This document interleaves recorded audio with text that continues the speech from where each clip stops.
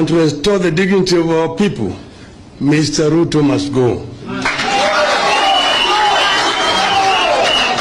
In the Ministry of Interior, running around counties, and they are saying jukwaa ya usalama. Jukwaa ya usalama, and they are not implementing anything to bring peace and security. Ensure guys umelike video ili kuonyesha kwamba una support hii channel, na nasema thanks so extensive kuendelea kusupport hii channel. Zile moments tena guys mnaenda kuchukua kulike video, acha Mungu aweze kukuonekania na kutetei. Without wasting time, number 1, Murkomen anapokea kivumbi.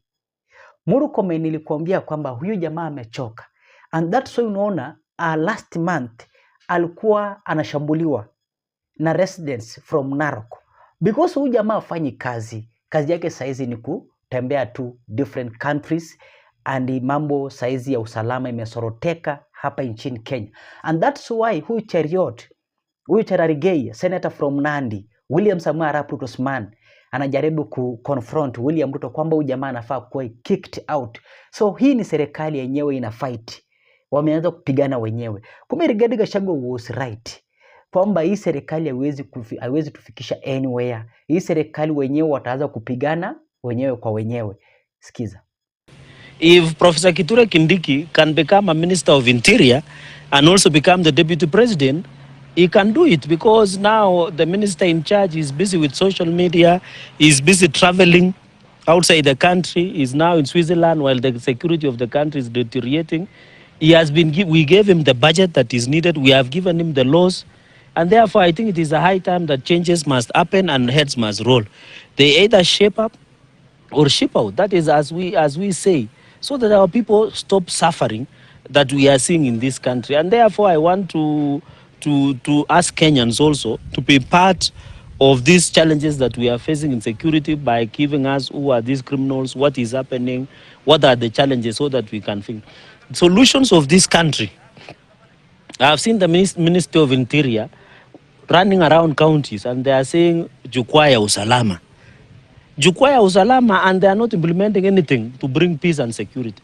Even as we talk today, it's very tragic that where Kerio Valley, the Kerio Valley belt in many counties in the North Rift, the Minister of Interior has not even found it wise to visit that region, to reassure the Chosongoch Mission sisters, to reassure the people of Baringo that security is top-notch. How can you tell the country that security is good, yet yourself, you are living in barricaded house in Nairobi, you cannot visit on the ground and tell the country, we need a surety of the security on the ground. And we are also accompanied by the chair of IPOA, Independent Police Oversight Authority, because they are the ones undertaking the investigations as mandated by the law. So I have a brief chronology of events that led to the death of Albert Omondi Ojwang. On Friday, 6th June 2025, Albert Omondi Ojwang was arrested in Homa Bay County by DCI detectives for the offense of false publication. Records indicate that he was transported to Nairobi, where he was questioned by officers from the DCI headquarters on Saturday. He was later booked at the Central Police Station at Okan's book number 136/7/6/2025 at 21:35 hours. During a routine cell inspection, Ojwang was found unconscious. He was immediately rushed to Bagathi Hospital for treatment, as documented at the occurrence book number 9/08/06 of 2025 at 01:39 hours. Upon arrival, he was declared dead. Given the circumstances surrounding the incident, it was necessary to investigate the death in accordance with regulations governing death in police custody, and in line with the statutory requirements, the Independent Policing Oversight Authority, IPOA, was duly notified to commence investigations. Additionally, to ensure a thorough, impartial, and expeditious investigations by the Independent Policing Oversight Authority, I ordered the interdiction of the following officers with immediate effects. Number one is the officer commanding the station, that is the Central Police Station OCS, the duty officer who was on duty during the night in question, the cell sentry on duty at the time, all officers who were on duty at the report office that night, and any other officer found to have been on duty or otherwise involved during the incident. The National Police Service remains committed to upholding the rule of law, human rights, transparency, and accountability within the service. And we will provide all the necessary support to the independent investigative agencies in order to resolve this case, and we will provide further updates as the investigation progresses. The National Police Service condoles with the family and friends and relatives of the late Albert Omondi Ojwang and asks for their patience as we get to the bottom of this matter. Thank you very much. I now invite the chair, IPOA, to say one or two things. Chair, please. Bismillah. As the IG has said, we were informed about the death of the young man in police custody yesterday. Actually, the IG sent me a copy of the signal. And so from last night, we had already commenced the investigations. We have dispatched our team here. They have come here last night. They are still here today. They have visited the scene. Last night I had decided to come and see for myself this place where the death occurred. And I had informed the IG that I was going to come. So then he told me, actually I'm also going there, let's meet there.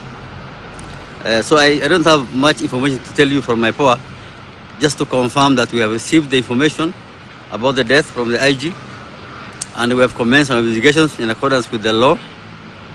And we want to assure, I watched the Ojwang on TV crying. Any parent will feel the same pain when you have lost your son. I want to assure him and members of the public that IPOA will do everything possible to ensure that justice is served for the family and to Kenyans.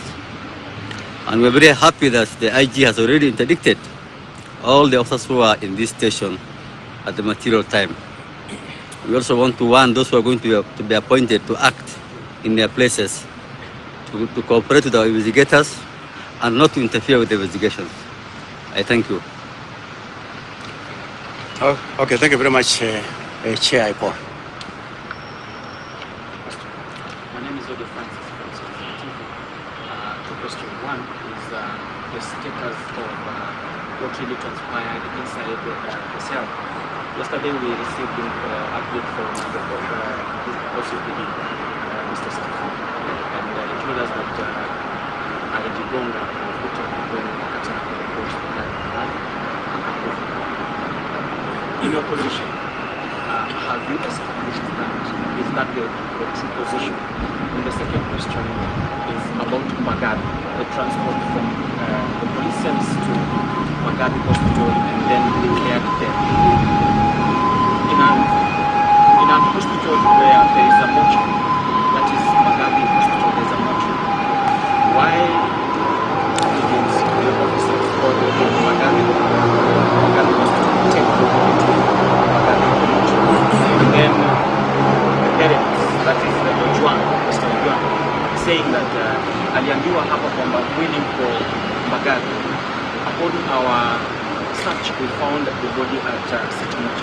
What's the The first question, I think in regard to what you got from the OCPD, my take is that that's why we have IPOA here, so that they can actually be able to establish what really happened. And remember, in my statement, I've indicated that I will be giving updates as and when we get any update that is really necessary. Number two, on the body having been confirmed dead at Bagadhi Hospital, then ordinarily because it is a sudden death, then State Mortuary is the place to take so that investigations can actually be able to continue. Yeah. One more question? My name is Maybe I only have two questions. One, about the One application. question. About the cost application, do you mind clarifying what exactly it was and what it was against so that the public can Say again? the false application, what was it exactly and who was it against? Who was the complainant? Let me put it this way. The reasons as to why the late Ojwang was arrested, together with a few others, is because there was a complaint that had been launched by the DIG KPS about his name being tarnished. So it is on that basis that investigations were actually being carried out, because he also have got a right to be protected by the same law. Thank you. The last one. You have two DIGs, you have Mr. Mr. and Mr. Lagak. Maybe you can tell us that. Maybe who ordered for this arrest? Then again, what does suspending officers mean? Because the suspect was inside. So if you suspend the officer, what does it mean? Are you confirming or letting us know? No, we have not suspended them. We have interdicted to allow for a speedy investigation, to ensure that there is no interference whatsoever with these investigations. That's basically the reason why we have interdicted them, and it is provided for in the regulations. Yes.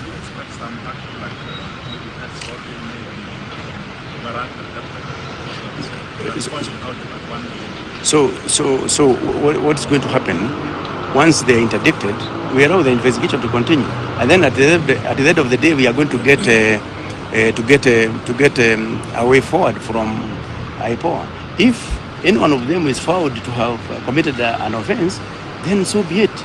The law will deal with it. And I feel very sad. Niliona watu wengine juzi wakicelebrate ati wanafurahia kwa sababu Raila Odinga amepoteza kazi kwa AU. Nyinyi hamjui ni nini mnaongelelea. Kama tungepata yeye akuwe chairman wa AU, ingesaidia professionals wengi sana wa Kenya kupata nafasi kufanya kazi katika continent ya Afrika na katika dunia mzima. Mimi mwenye nimewahi tembea na nikafanya kazi huko nje kidogo, ni kwamba ukiona wakati Kofi Annan alikuwa Secretary General ya African ya United Nations, ungepata Ghanaians kwa UNCTAD, unapata kwa WTO, unawapata kwa UN itself, all over the world, because it's an opportunity to expose some of our professionals from home. We just see things using mountains and valleys and rivers and sea. We do not see the bigger picture. That's why you saw some small-minded people celebrating that loss. It was a painful loss for our country. It was not about Raila Odinga. It was not about William Ruto. It was about the Republic of Kenya. And there is a disease that has permeated our country. A disease that always looks things in the prism of politics, not about national interest. And it is important for us as Kenyans to come back and view many of our things that we know that can unite us. We need to have a view that is national in nature, that is patriotic, that looks at national interest. You must separate between your country and your government.